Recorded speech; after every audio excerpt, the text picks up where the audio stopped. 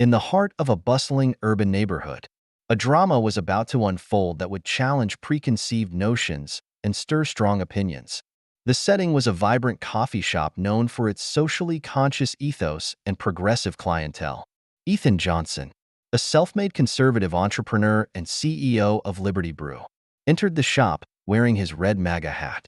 The cap, a symbol that had sparked heated debates across the nation, drew immediate attention from staff and patrons alike. The atmosphere shifted, whispers circulated, and eyes narrowed as Ethan stepped up to the counter, unaware of the reception awaiting him. The barista, Chloe, young and full of conviction, glared at the emblem on his hat. Her smile faded as she decided she could not, in good conscience, serve him. The situation escalated quickly, tension crackling like static electricity as Ethan, the unassuming owner of the entire coffee chain, found himself denied service. What followed was a confrontation that would not only go viral but spark a nationwide conversation about tolerance, identity, and the fine line between personal beliefs and public policy. Before we dive into this intense and thought-provoking story about identity, respect, and societal division, share your initial thoughts. Should businesses have the right to refuse service based on political symbols? If you enjoy narratives that explore the clash between personal beliefs and societal expectations, make sure to subscribe for more stories that tackle today's most controversial issues head-on. Ethan Johnson had always been a man of principles, even when those principles put him at odds with the prevailing culture around him.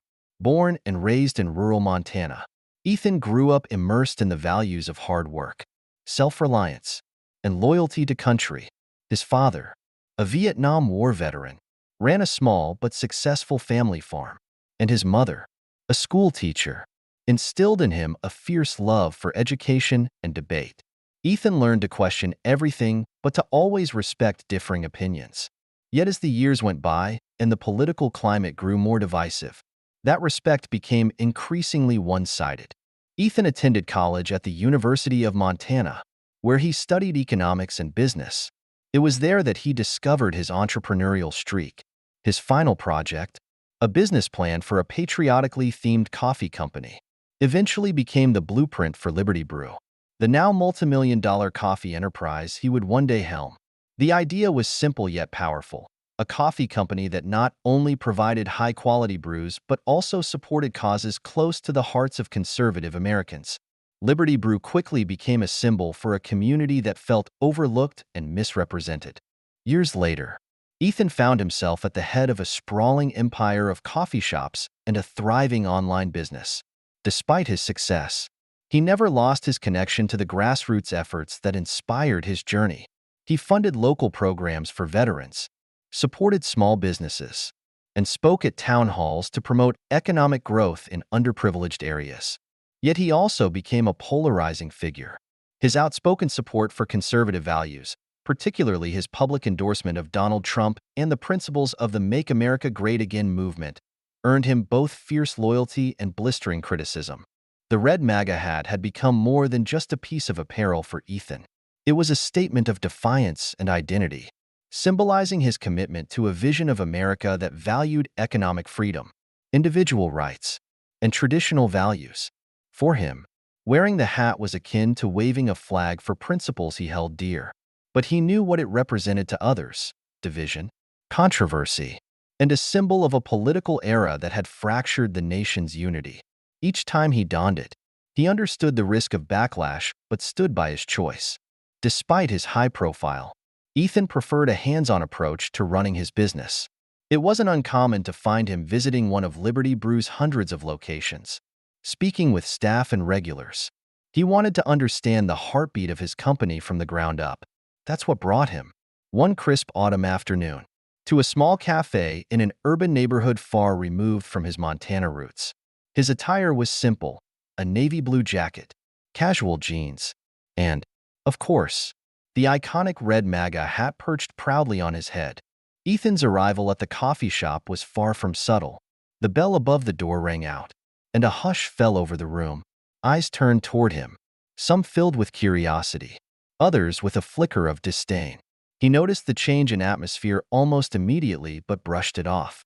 It wasn't the first time he'd felt unwelcome in certain circles, and he had developed a thick skin over the years.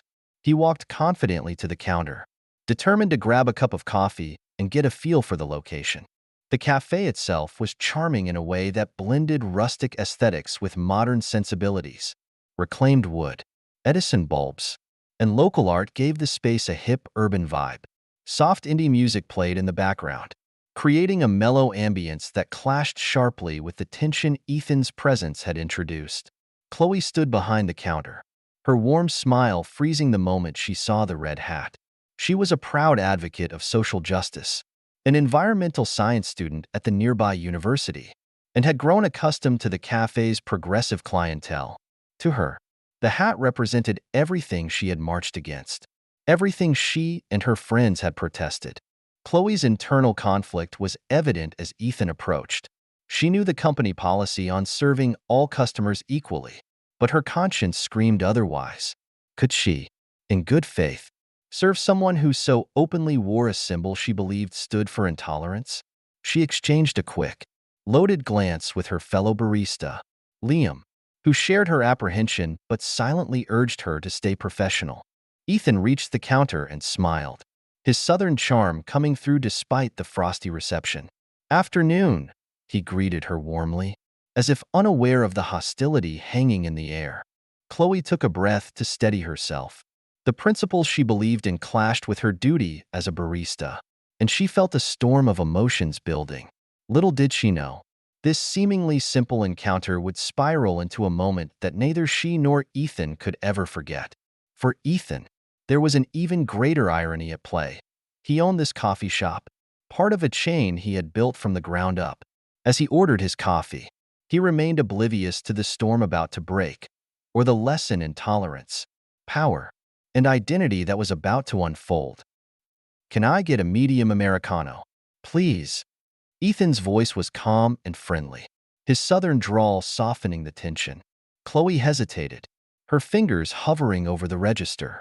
The words, "I'm sorry," were on the tip of her tongue, but she couldn't bring herself to say them.